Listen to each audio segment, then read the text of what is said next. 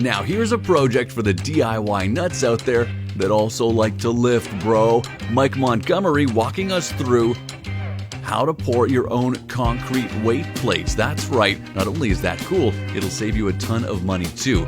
And check this out, using these generic trash cans with handles in the base means those weight plates are going to have cool handles too. Now what you'll need to do is cut up from the bottom about 6 inches, and you'll need a similar height of PVC pipe, and you see it fits over that weight bar perfectly.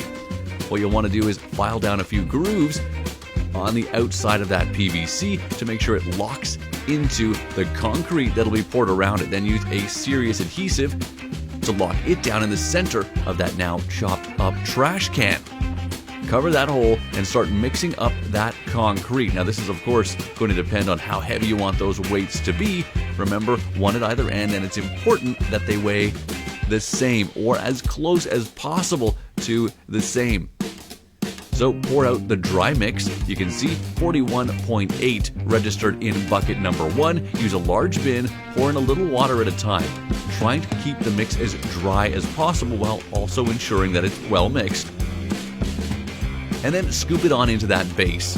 Again, make sure not to let any of it get into that center PVC sleeve.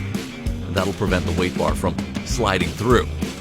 Pack it down with your hand, make sure to be wearing a glove of course, and then you can use a couple of hammers to gently tap and remove the air bubbles. Another cool hack if you've got a jigsaw is to just rattle that jigsaw on the side, of course minding the blade, to remove those air bubbles. On to the next one. And as best as possible, try to use the exact same amounts, clear out the container as completely as possible before moving on to the next one. You can see that time around the jigsaw used and those air bubbles literally just crackling on the surface. Now Mike left it a month, and check this out. Slides right out, a beautiful form, those lovely handles molded in.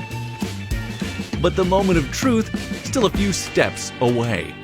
First, to clean out that center gap, to clean the base, and then cut away that PVC pipe with a flush trim saw.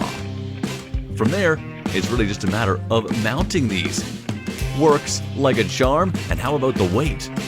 Number 1, a quick look, and it is 41.8. You don't want more than a 2 or 3% difference between the two, and that is big time. Super pro, as Mike would say.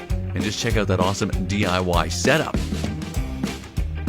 That could be you, saving money, bulking up, modern builds, modern body builds.